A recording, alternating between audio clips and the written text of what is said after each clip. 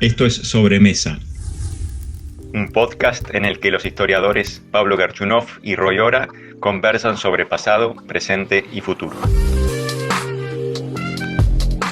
¿Cómo estás, Roy? Pablo, ¿cómo andás? ¿Pasaste bien la semana? Sí, muy bien, muy bien. Bueno, semana con turbulencias, ¿no? Sí. Semana movida. Turbulencias educativas, por ejemplo. Y habíamos pensado en hablar de eso, ¿no? Yo he leído, vos sabés que he leído y escuchado, y seguramente vos también, una frase que me llamó la atención. Estamos en presencia de una 125 educativa. Eso, por un lado. Y por otro lado, combinado con eso, también escuché que al fin, después de haber ignorado a la educación, nos estamos ocupando de ella y nos estamos ocupando con nuevos actores sociales que cambian el mapa social de la educación. Me refiero a organizaciones de padres autoconvocados, etcétera, etcétera, etcétera. Una nueva aurora. Sí. ¿Qué pensás de estas dos cuestiones? Mira, para mí 125 evoca, bueno, ya sabemos eso que sucedió hace 13 años, la gran protesta agraria del 2008, ¿no es cierto?, para ubicarnos. Para mí evoca tres cosas. Una, en la cumbre del poder, una crisis que se profundiza y se profundiza.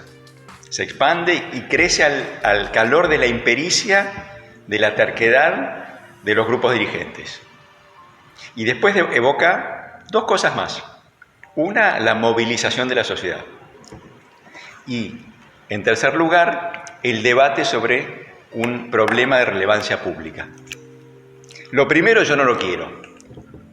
Esa crisis que por momentos uno vio en estos días, en las idas y vueltas, que incluso ponen a la sociedad un poco de prisionera del debate entre las élites. La movilización al estilo del 2008 tampoco me gusta. Sí me interesa un poco más, me parece bueno, el que se abra un debate sobre un tema de relevancia pública como es la educación. Uh-huh. No sé dónde va a terminar, veremos. No creo que tenga la potencia que tuvo aquello que pasó hace 13 años, pero me parece que es bienvenido. Además, déjame interrumpirte brevemente para decir lo siguiente. Además, aquello fue un sector productivo en conflicto con el Estado. Esto atraviesa toda la sociedad, ¿no? Tiene otra envergadura en ese sentido. Sí, es un conflicto de otra naturaleza. Exactamente. Duda, ¿no es cierto? Pese a que, bueno, crea una conmoción política bien importante.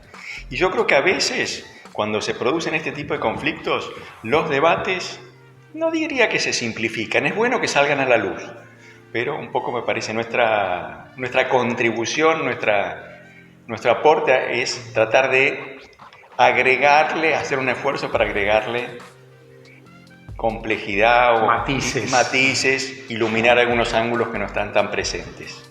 Y en esto yo lo que veo es que a veces los que invocan la necesidad de mantener la puerta abierta, las escuelas abiertas, los que se quejan de que Baradel baja el cuadro de Sarmiento, a veces tienen una visión un poco simplista de las potencialidades, las promesas de la educación, incluso de lo que fue el proyecto educativo argentino, ¿no? Uh-huh. Entonces me gustaría poner esto en la conversación. A ver. Y ahí lo primero que yo diría es que, bueno, por supuesto la escuela es importantísima, eso no tengo ninguna duda. Lo que pasó el año pasado fue horrible, un año sin escuelas. Y ahí nos dimos cuenta de la importancia de la escuela, no solo para transmitir saberes, sino en términos de su capacidad para organizar a la sociedad y para enseñar cosas que no tienen necesariamente que ver con contenidos.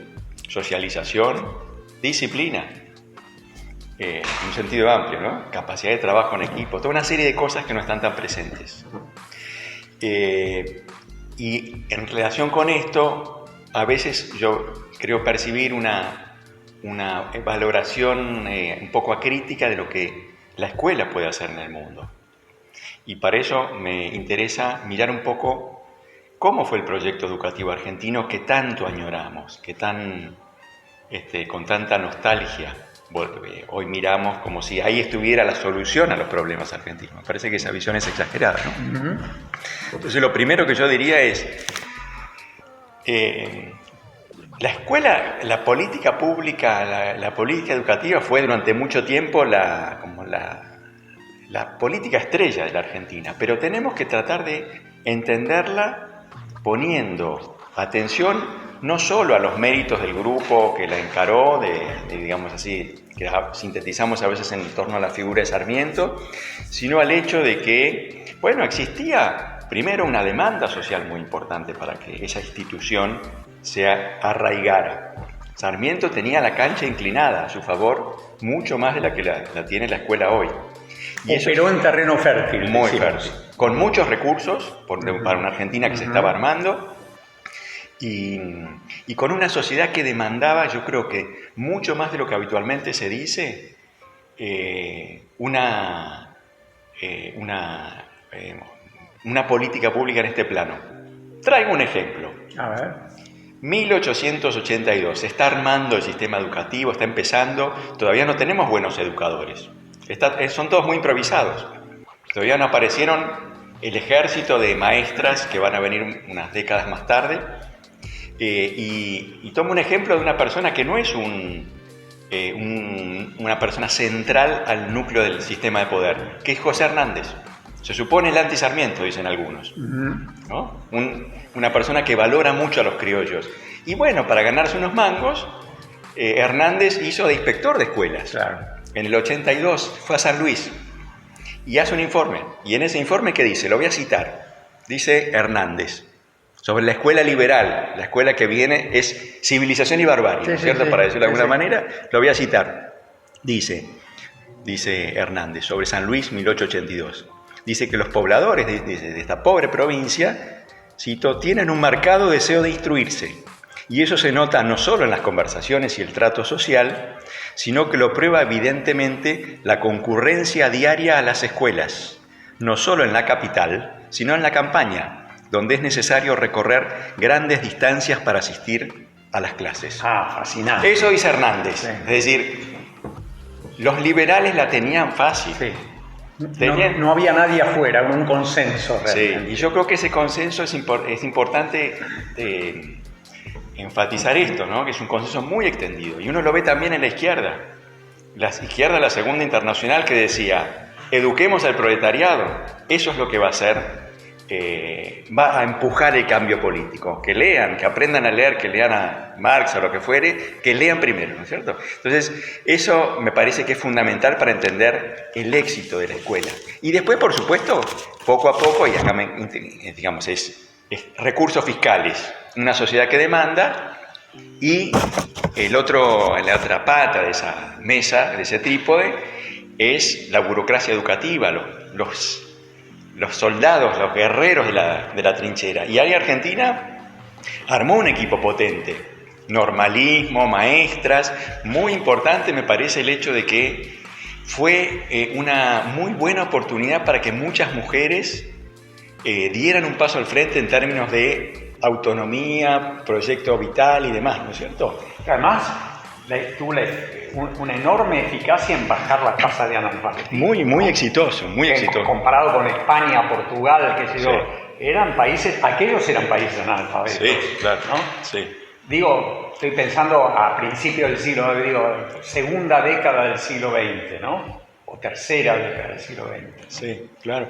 Sí, yo creo que fue exitoso porque estaba esa sociedad deseosa de educarse. Por supuesto, la Argentina tiene diferencias regionales y sí, no todo es igual. Sí. En una discusión más compleja habría que poner eso en consideración, pero para mí la síntesis de todo esto es que cuando Perón llegó en el 45-46, lo detectó Mariano Plotkin. ¿Cómo trata Perón el 1 de mayo? Dice, hasta que yo llegué era la noche de la explotación, toda negrura, un desastre la Argentina, ahora cambió.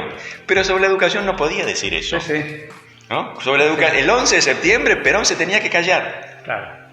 Porque, bueno, quizás no estaba tan contento con alabar a Sarmiento, no podía agregar más o tanto. menos, ¿no? Los nombres de los ferrocarriles, Sí, como se dice habitualmente, claro, sí. rinden un homenaje, ¿no? Claro, por supuesto. Es decir, ahí se veía continuidad. Entonces yo creo que eso es importante para entender ese éxito. Y en un punto yo creo que también nos ayuda a entender los problemas más recientes. A ver. Mi impresión, ¿no?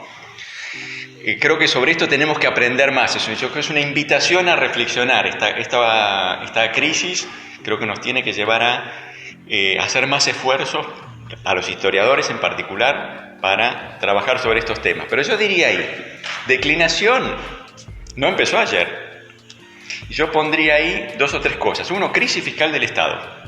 De los 80 en adelante, caída muy dramática de las remuneraciones y por tanto también del prestigio de la profesión docente. Ya no son esas maestras de los años 20 y 30 para las cuales la carrera en la escuela significa progreso social, reconocimiento, ingreso a un mundo culturalmente superior. Y también, por supuesto, en relación con esto, pérdida de prestigio de la profesión docente, crisis social y también cambio en el perfil social de los maestros y los docentes. Esto no sería para mí... decirte algo, sí. Vos lo pones muy bien en los 80. Hay un dato que es interesantísimo. El primer sindicato docente se forma en 1953, es la UDA. Cuando la UDA, la Unión Docente Argentina, se forma, no quiere incorporarse a la CGT, quiere incorporarse a la Confederación General de Profesionales, sí. Lo cual ya te está diciendo una cosa, es un abismo respecto a la actualidad, ¿no? Claro. Sí, es un cambio dramático, ¿no? Sí. Entonces yo creo que eso es importante porque yo creo que se combina, digamos así, yo creo que el cambio en el perfil social de los docentes, la gente que lo mira, creo que lo ha constatado, no es en sí mismo problemático, todo lo contrario, me parece que es un avance en términos de la democratización de la sociedad, pero para que funcione bien requiere institutos de formación potentes, porque los docentes llegan con un capital cultural más chiquito, los que vienen de más abajo, ¿no es cierto? Entonces yo creo que ahí tenemos una segunda dimensión del problema de la educación en los últimos años, ¿no es cierto? Que es no solo escuelas más pobres, escuelas con menos recursos, sino que los que van a estar en la trinchera están comparativamente peor preparadas que las maestras que salían en la década de 1920 o 1930 de esas escuelas normales o de los profesorados que empezaron a armarse en esos años, ¿no? Sí, pese al esfuerzo que se hace, ¿no? Argentina tiene 1.500 institutos de formación docente y sin embargo hay un problema ahí, ¿no? Sí.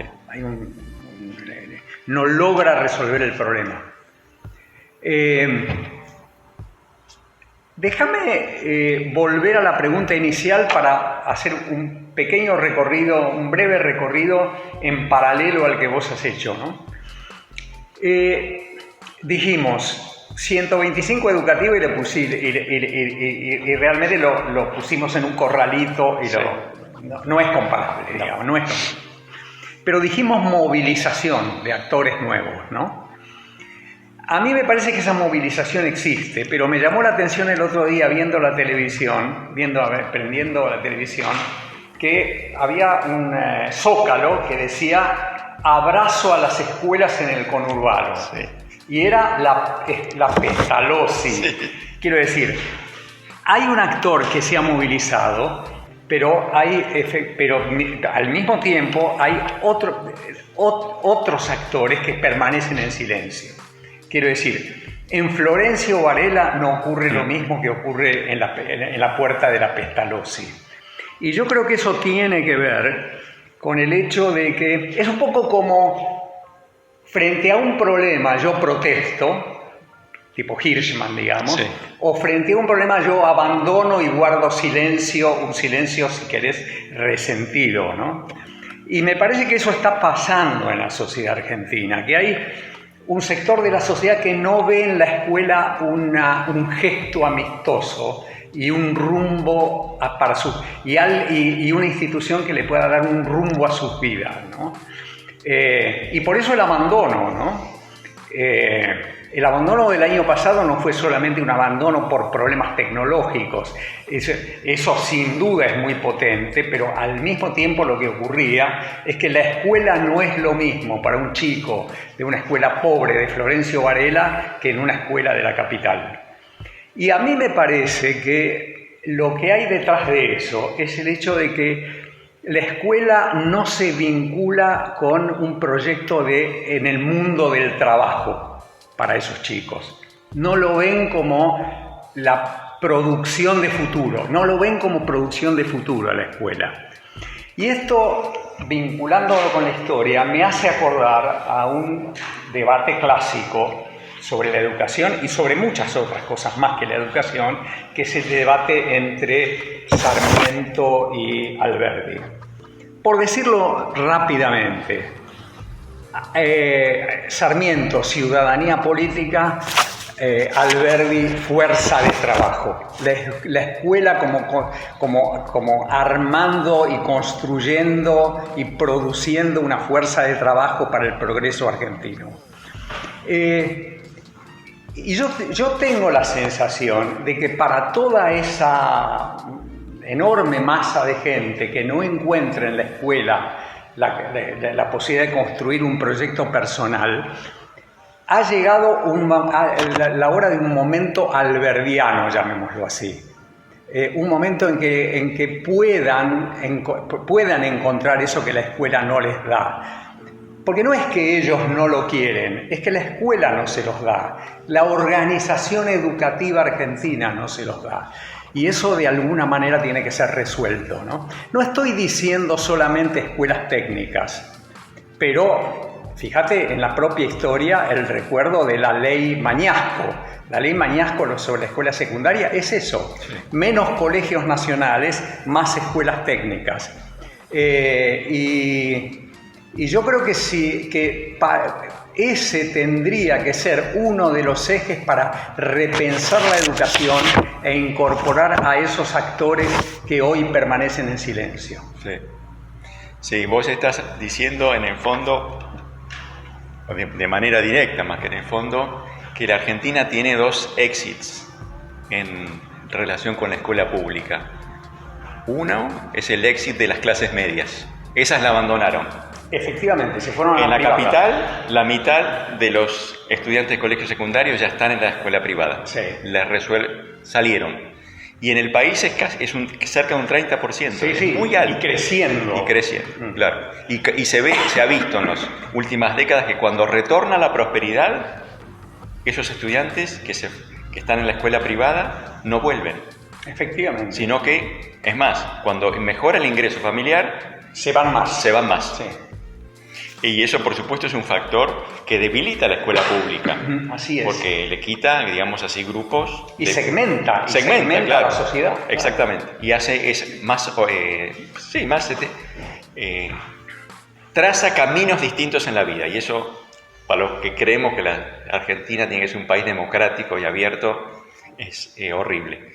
Y después está el éxito de las clases populares. No el de las clases medias, sino el de las clases populares, que este año hemos visto, ¿no es cierto? Y vos decías eso, ¿no? Es decir, gente que iba un poco a la escuela forzada porque necesita el título, pero que en el fondo no creía, o no cree mucho menos que en décadas anteriores, que en las décadas que estábamos describiendo, comienzo del siglo, los años 40, sí, 50. No hay entusiasmo, Sí. no encuentran ahí una avenida para progresar, sí, efectivamente, sí. ¿No? Y bueno, yo entiendo eso, creo entender. Mi sensibilidad me hace comprender esa deserción, porque esa escuela no les da lo que necesitan, además en una Argentina que les dice la inversión escolar es muy costosa y su rendimiento es muy bajo. Sí. 5 años ahí. Y además aquellas escuelas, las escuelas técnicas que podrían dar una salida laboral más rápida, son a la vez fiscalmente más costosas y más costosas también para las familias que para el alumno que va allí, para su familia. Entonces, tomando los términos como vos los decías recién, doble exit, ¿no? Un éxito de las clases medias a la escuela privada y una especie de retracción frente a la escuela de las clases populares. Yo entonces me gustaría saber si vos lo sintetizarías de modo parecido. Yo creo que frente a ese optimismo que hay sobre la movilización de los actores en el cierre de las escuelas durante la pandemia, ese optimismo no lo comparto. Creo que nos debemos una discusión mucho más fuerte sobre un problema que es un problema mucho más grave que el cierre de la escuela en la pandemia. Sí, sí, por supuesto. Hemos prestado quizás demasiada atención a grupos que tienen mucha voz. Basta ver la cantidad de notas sobre los problemas del Colegio Nacional de Buenos Aires para advertir que eso se lleva mucha atención, mucha más de la que debería, muchísima más que la de los colegios de Florencio Varela. El único aspecto que a mí me entusiasma de todo esto es el hecho de que, bueno, ahora las clases medias pusieron el tema en la agenda pública. Esperemos que se difunda, ¿no? Claro, sí, entonces yo creo que con su capacidad de modelar la agenda pública, los temas del debate, creo que esto es una oportunidad para complejizar esa discusión y quizás para ayudar a otros grupos a que tengan mejores argumentos o una visión más clara de la importancia del problema educativo y también puedan ponerlo más sobre la mesa y hacer sus apuestas, poner sus temas en discusión. Está muy bien, esperemos que de verdad sea una oportunidad, ¿eh? Esperemos. Chao, Roy. Chao, Pablo.